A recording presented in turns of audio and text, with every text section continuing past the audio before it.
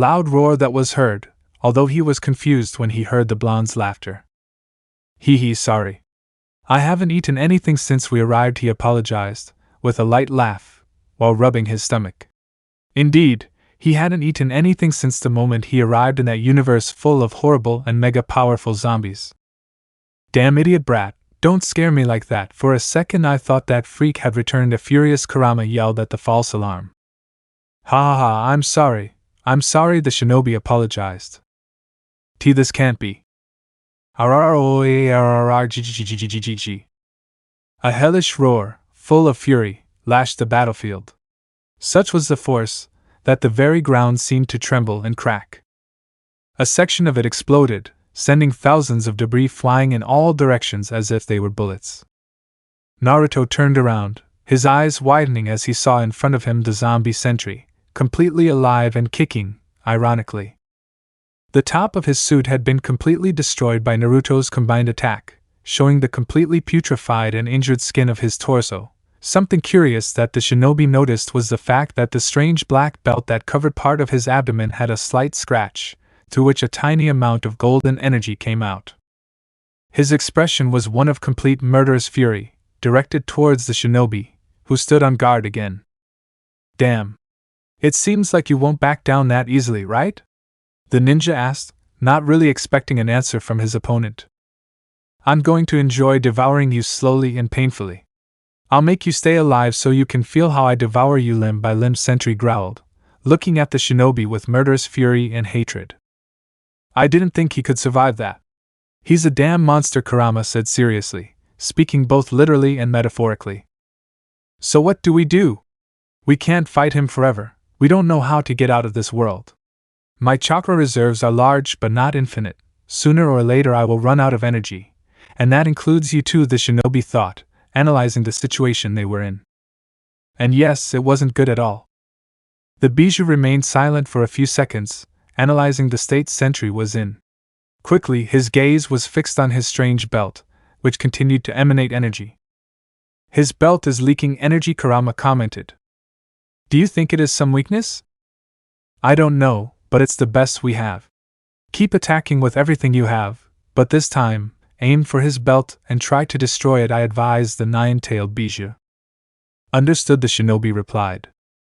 Drawing a sick, psychopathic smile on his putrid face, Sentry prepared for what would be the final round. Naruto did the same, while increasing his power to the maximum, making the golden fire that covered his body shine brightly. Bending his knees, he launched himself at enormous speed against Sentry, who was already waiting for him. It only took a second. In less than a second, a massive beam of energy shot out of Sentry's eyes, beginning to ravage everything in its path. Stopping firing for a second, he stood on guard, his eyes still glowing in a golden light. Naruto ran at full speed around the hero, who quickly noticed his presence. Turning around, he fired his burst of lightning at his enemy. Moving at his maximum speed, the shinobi began to evade with difficulty the large number of attacks that were thrown against him. Throwing a large number of kunais, he managed to hide one of his special kunais among them, which were dodged by Sentry. This was taken advantage of by the blonde to teleport behind the infected ex-hero. Transforming one of the Gudadamas into a staff, he launched a blow at the hero's back, who blocked the attack with his forearm, causing slight sparks upon impact. The hero threw a punch, which was dodged by Naruto, who moved at maximum speed. Being about to hit him with one of his staffs, he was forced to step back to dodge a kick from the zombie. Taking distance, he moved several meters away from Sentry, beginning to charge a new Rasengan, although this one was different, having some kind of black symbols around the sphere. Pushing himself forward at enormous speed, he managed to connect his special Rasengan directly into the powerful zombie's chest. With a grunt of pain, the infected was sent flying several meters by the power of the blow. When he regained his composure, he noticed how his body began to be surrounded by those strange symbols that the shinobi's attack had. What the hell is this? The zombie asked himself, while he felt a strange pressure exerted on his body, making it difficult for him to move. Moving at a speed greater than the speed of sound, Naruto began to strike Sentry from every possible angle, taking advantage of the momentary advantage that the Rasengan had given him with Shikaku's chakra. Shikaku appeared above Sentry, landing a powerful blow with one of his staffs, creating a large crater beneath them both. Quickly composing himself, Sentry's eyes glowed dangerously gold, causing all of Naruto's instincts to scream in warning mode. He dodged away just in time to avoid being hit by a massive beam of energy. The energy attack continued on, leaving a path of destruction in its wake. Naruto jumped up, watching from the air the great destruction caused by Sentry's attack. The hero, already fed up with those annoying marks, began to use even more force, much more than the seals could withstand. It only took a few seconds for the seals on his body to begin to crack, to finally break and disappear, freeing the infected, who was not at all happy. Before you tell me this isn't possible, Madara managed to break the Shikaku pyramid/seal with his Susanoo, and Sentry is much more powerful than Madara, so nothing. Naruto walked right past Sentry. I must admit, you are probably the strongest being I have ever faced, said the shinobi, recognizing the power of his enemy. But even so, I will not lose. The blonde moved away from his opponent, managing to dodge a blow from him. Leaning against a pile of rubble, he flexed his legs, concentrating chakra on them. No matter what you do, the result will always be the same, Sentry said coldly. Naruto launched himself at an impressive speed against Sentry, leaving a large crater in the pile of rubble he used as support. The zombie noticed how the shinobi appeared in a flash of speed behind him. He turned around to launch a powerful blast of energy straight from his eyes. The attack was so strong that it ended up breaking and crumbling the ground beneath them, causing both opponents to begin to fall into some kind of underground mines. Despite this, Naruto was unfazed, still having his serious gaze fixed on the former hero, who returned his gaze. Using a piece of rubble as support, the shinobi launched himself against his opponent, using his staff to hit him. Putting his arms in an X shape, Sentry managed to block his enemy's blow, beginning to struggle while still falling through those underground mines. Due to the force applied in the grip, Naruto began to drag Sentry through the different rubble, crashing him fully into them, although this did little or no damage to the zombie. Pushing himself off of a piece of rubble again, Naruto fiercely charged at Sentry, beginning to exchange quick and fierce blows against the infected. Thanks to his experience in combat, the shinobi managed to predict and dodge some of Sentry's blows, although several managed to connect with his body, causing him to let out several grunts of pain as he felt the tremendous strength his opponent possessed. When the hero was careless, Naruto sent him flying with a kick to the abdomen. Sentry recomposed himself, launching his energy vision against the ninja. Taking distance, he managed to dodge the energy attack by the skin of his teeth, at the same time that he began to create a large number of clones, which began to charge their next attack. The original Naruto charged at Sentry again, beginning another fierce exchange of blows. Sentry, seeing that he was losing ground, decided to launch his energy vision again, taking advantage of the short distance. Quickly, the boy would use his Gudadamas to create a shield, barely managing to resist his enemy's attack. "Now," I shouted, while trying to maintain the Gudadamas shield. At the boy's signal, all of his clones emerged from their hiding places, each with a massive Rasengan, the size of a house, in hand. "Sicho, Otomer Rasengan!" all the clones shouted, launching themselves at Sentry. All the clones would impact their gigantic Rasengan against the zombified Sentry. "It won't be enough to stop me," the former hero shouted furiously. A gigantic explosion would occur, destroying everything in its path in those caverns. Naruto quickly made his way outside, already beginning to feel the consequences of that battle. He had used several of his best and most powerful attacks in a short time, not to mention the overexcess in his regeneration. All of this was beginning to take its toll on him. Getting into position, he summoned his Gudadamas, causing them to stand in front of him, while at the same time he began to create 2 Rasen Shuriken in each hand. "You won't escape this time," the infected roared ferociously. A golden aura surrounded his eyes, which began to shine brightly, while large gusts of air emerged from his body, causing nearby debris to fly away. "Die, wretch!" With that bestial cry, Sentry would launch his energy blast with everything he had. At the same time, Naruto fused all the Gudadamas, forming a shield again, while injecting it with chakra from the 6 paths to make it more resistant. A gigantic and disproportionate amount of energy would hit the shield head-on. The force of the attack was nothing like anything Naruto had ever felt before, even being more powerful than any attack from Kagaya and Madara. He barely managed to resist long enough to finish charging the 2 massive Rasen Shuriken in both hands. With adrenaline pumping and excitement running through his veins, he ran against Sentry's attack. Even while maintaining his shield, the cruel one was beginning to crack. As he got closer to Sentry, the Gudadama's shield was cracking more and more due to the enormous amount of energy Sentry was releasing. Naruto growled at this, beginning to put much more chakra into his shield. Being only a few centimeters away from his enemy, and with his shield on the verge of giving way, Naruto used all his speed and managed to hit both Rasen Shuriken squarely in his enemy's torso.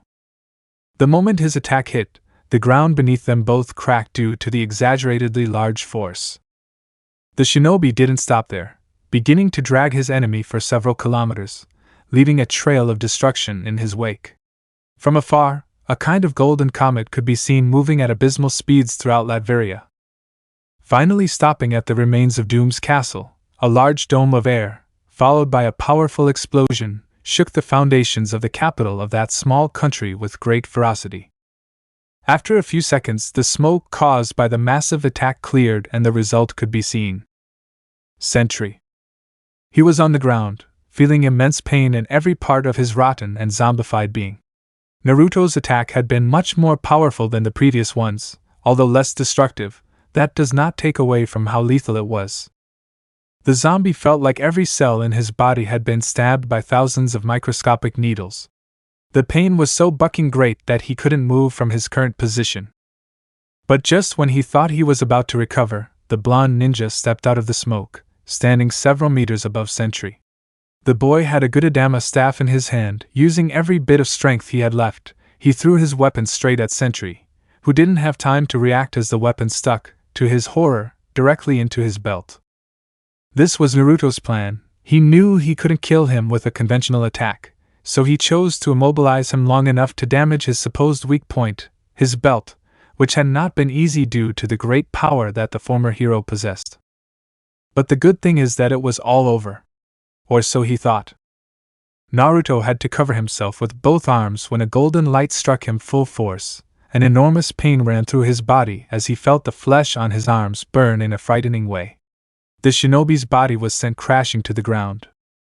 It turns out that the light that had hit him was actually energy coming from the belt of a badly injured sentry. Idiot, are you trying to unleash the true power of 1,000,000 exploding suns? The former hero shouted in fear and despair. The zombie writhed in pain on the ground, his hands reaching for his belt, trying to stop more energy from escaping his body. And no, I must hold it back, he said with immense pain running through every fiber of his being. Some of the infected who managed to survive tried to approach the body of an exhausted and badly wounded Naruto.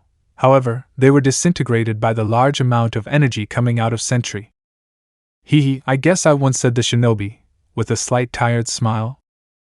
Using so many of his best and most powerful attacks in such a short time had taken its toll on him, costing him a good amount of chakra. Kid, I'm out of ideas. I don't think we can get out of this, the Bija said sadly and helplessly. Naruto didn't like hearing those words from his friend. Even though he knew they were true, they had no way out of that world, the doom portal destroyed, and no way to activate his ability. And if what Sentry said about having the energy of 1,000,000 suns exploding was true, then there was no place in that world where they could hide. Anyway, it's not like anyone is waiting for him at home. As the two of them spoke, Sentry's condition only worsened. More and more energy was coming out of his body, showing no signs of stopping. The zombie let out loud screams of pain as he tried to contain his own energy. The shinobi would look up, looking around. All his eyes would see was death and destruction. In the end, nothing has changed, Naruto said, while the image of his bleak world came to his mind. Due to the immense amount of energy emanating from Sentry, the ground beneath him began to crack. Large and powerful gusts of wind began to fiercely whip across Latveria, while piles of rubble flew through the air. For Naruto, nothing had changed. He had simply gone from one hell to another. There was simply no difference. Lowering his head in sadness, he did what he never thought he would do in his life. He gave up. At least, I would like to return to Konoha, he said, already resigning himself to dying in that world. However, without him realizing it, a golden aura covered his body, but it was not Kurama's chakra. It was the stand, which manifested behind its user's back. Due to his condition, the boy did not notice that a large piece of debris was falling in his direction. The rubble fell on the shinobi's body, covering it completely. However, a golden light could be seen disappearing between the cracks between the rubble and the ground. Barely a second after this, Sentry let out one last roar, filled with fury and helplessness, cursing the blonde shinobi with all his might. At that moment, all the energy within Sentry was released, the energy of 1,000,000 suns exploding. An explosion of biblical proportions was released from the former hero's body. The blast engulfed the entire planet in a matter of seconds, but it didn't stop there. It was followed by the solar system, and eventually, the entire galaxy. In less than a blink of an eye, everything was destroyed, leaving no trace that those celestial bodies had ever been there. The inhabitants of those planets did not even have time to scream in terror or fear. They did not even realize what was happening, because by the time they realized it, they were already dead. In this way, that world, which housed beings of immense power, as well as one of the most dangerous viruses in all the worlds, ceased to exist. Naruto was opening his eyes with heaviness. He felt a great pain throughout his body. On his back he could feel the hard ground, causing him discomfort.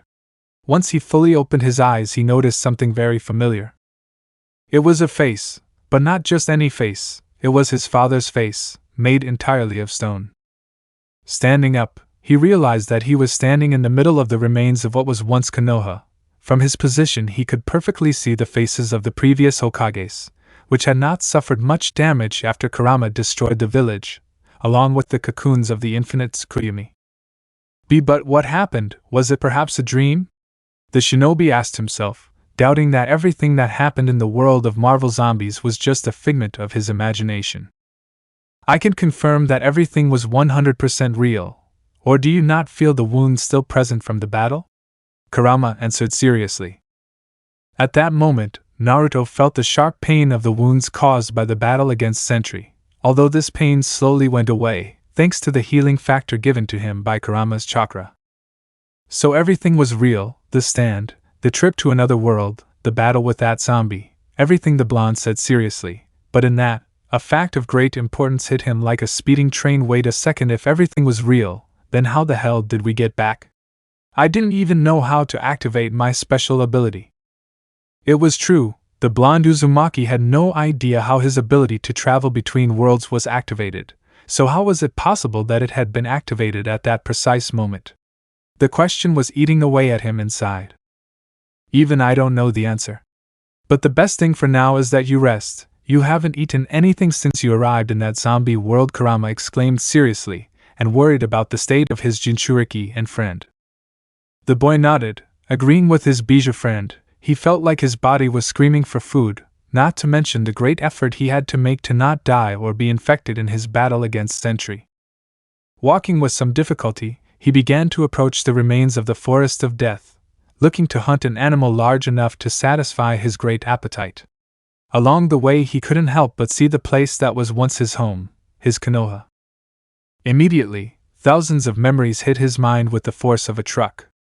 All the memories were fresh in his mind, even though some had happened several years ago. From his time at the academy, until the day he left to train with Jiraiya. The memories kept coming, as if his own mind wanted to remind him of that, and those he could not protect. Feelings of guilt and helplessness quickly began to surface. But it was normal, he repeated to himself. One could not overcome a loss of such magnitude from one day to the next. Without realizing it, he had already arrived at the Forest of Death. It didn't take him more than a few minutes to find some wild animal, in this case a bear.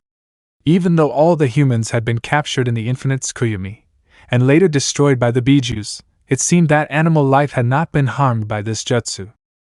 This is not entirely clear to me, if the infinite Tsukuyomi also affected animals, but since it is not a relevant fact for the story, I will put it as if it does not affect them, being beings without conscience, and that are based on instinct.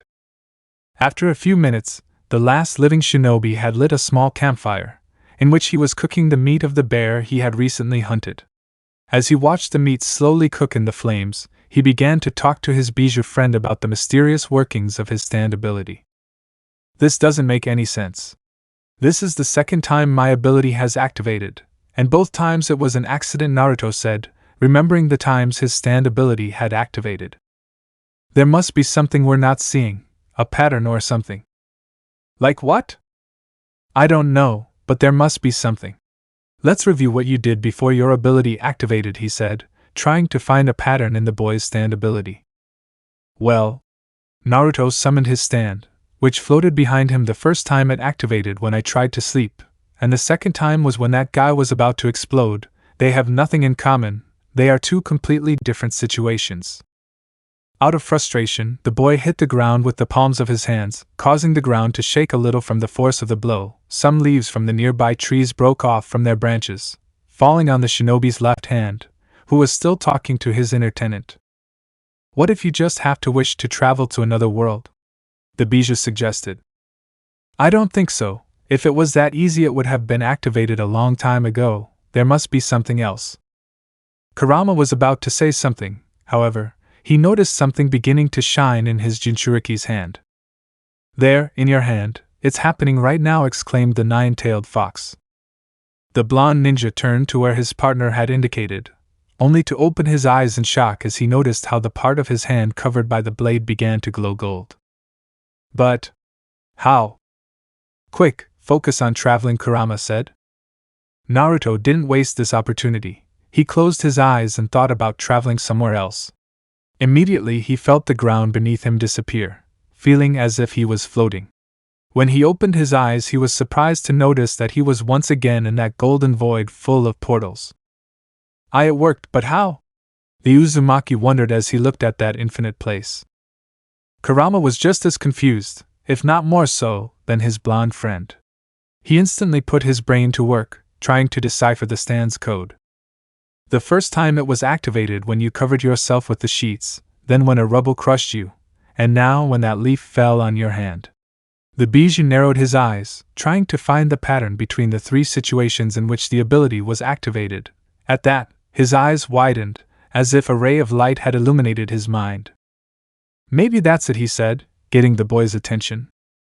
"What are you talking about?" "Just think about it. In all the occasions that your ability was activated, in all there was something in common. And that was that you were between two objects. First was when you were lying on the ground and you covered yourself with the sheets.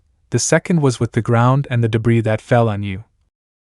And the third was when your hand was between the ground and that leaf. That must be it," the fox explained to his friend.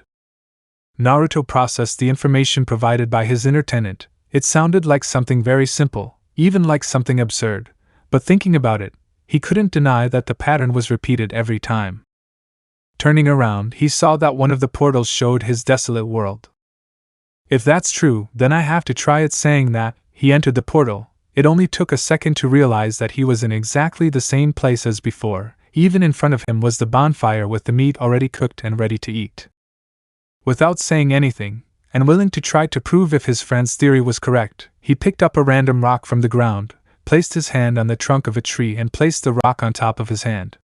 He closed his eyes and concentrated, thinking about leaving his world. His stand manifested behind him, and then his entire body disappeared in a golden light. Opening his eyes, he realized that it had indeed worked. He was back in that golden void. "It worked. It really worked," he said barely in a whisper. Naruto couldn't believe what was happening. He now possessed an incredibly powerful ability. He could go to other universes, while this one between two objects. It sounded like a ridiculous condition, but it was completely worth it. "Kurama, do you have any idea what this means for us?" he asked his friend, still in his stupor. Before the Bijou could say anything, Naruto interrupted him. "This opens the door to infinite worlds, infinite possibilities. We can practically go wherever we want, whenever we want, and do whatever we want. I mean, look at this place, it seems to have no end," he said while seeing the different and wonderful worlds through the portals. "So, what are we going to do now?" the Bijou asked, with utmost seriousness.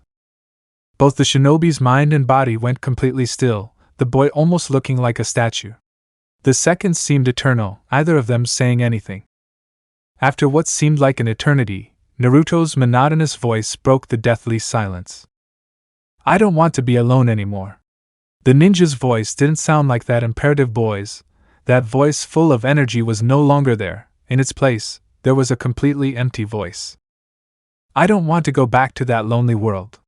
His gaze fell on the infinite number of portals floating around him. "This ability not only gives me the option of not being alone anymore, but I can also go to other worlds and help prevent catastrophes, just like what happened in that zombie world. Yes, maybe I couldn't stop the infection, but if I had arrived sooner, I could have helped, maybe saved more people, or even prevented its complete destruction." Kurama watched his friend's state with a slightly sad expression. Loneliness and guilt did not leave him in peace despite the time that had passed. "So, that's what we're going to do, protect the other worlds?" the big fox asked seriously. "You know me, I can't see someone in danger and just sit back," he said, once again changing to his energetic attitude, and putting that smile that characterized him so much on his face, all before his friend's eyes. The Bijou let out a heavy sigh that he didn't know he was holding. With one of his claws he rubbed the bridge of his nose. Okay. For me, do what you want, I just recommend you don't screw up, the nine-tailed fox answered vaguely. Hee hee, you don't have to worry, he laughed carefree. For now, it would be best to prepare things for our new trip. Saying that, he turned towards the portal of his world, and entered without hesitation. That night in his world, Naruto ate and rested, preparing for the great journey that awaited him.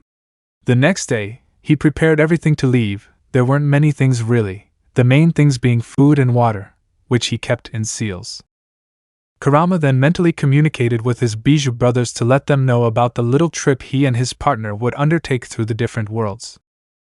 In response to this, his younger brother Shikaku replied with, "Don't screw up, you stupid fox." What a great family. At the dawn of a new day, Naruto stood above what remained of the Hokage's faces, looking with a sad expression at the place that was once his home. "Kid, it's time," Kurama said. "I know." With that said, the last shinobi stood up, picked up 2 random rocks from the ground and placed his right hand between them. A golden glow appeared in the space between the stones and the young man's hand. Giving one last nostalgic look at his world, he exclaimed, "Bye guys. Thanks for being my friends." He had barely finished saying those words when his body disappeared, leaving that world lonely and almost lifeless. "Goodbye, Naruto." The boy reappeared in that golden void, his sad expression changing to a serious one, as he watched the portals float in front of him. Behind him his stand materialized. He turned around, seeing the physical manifestation of his soul. "A skill like that deserves at least a good name," said the shinobi. "Are you really going to give a name to your new ability?" the Bijou asked strangely. "Of course, I don't see why not," he replied, downplaying the matter, to return his gaze to the stand. "Thanks to this ability I can go to any world, do whatever I want, and then jump to another, all this just having a very simple condition, being between 2 objects. Some might say that they could be dishonest acts at a low price. Yes, I think that is a good name, dirty deeds done dirt cheap." "Are you really going to give him that name?" Kurama asked, with a drop of anime-style sweat.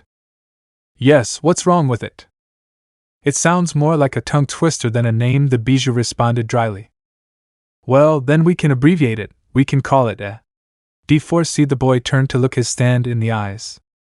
For a second, it seemed like the stand nodded at the name given by its user. "See?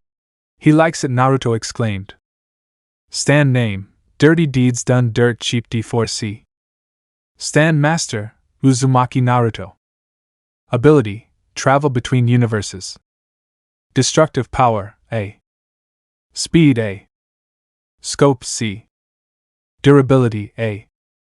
Accuracy, A. Development Potential, A." The Bijou let out a sigh at his partner's attitude. "Well, whatever, the name is the least important thing. Now the important thing is to choose which world we will go to now," he exclaimed, changing his tone to a more serious one. Naruto's expression changed to a serious one instantly, as he saw the infinite amount of portals, infinite amount of probabilities. "Ready to go into the unknown?" "No. Let's do it," he said with a small smile.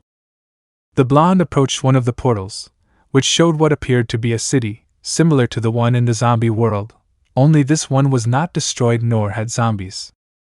Letting out a small sigh, he took one step, then another, and finally, he entered the portal. A new life had begun for young Uzumaki, a life filled with endless possibilities. He had failed his world. But he wasn't going to fail the others, and he wouldn't be alone anymore.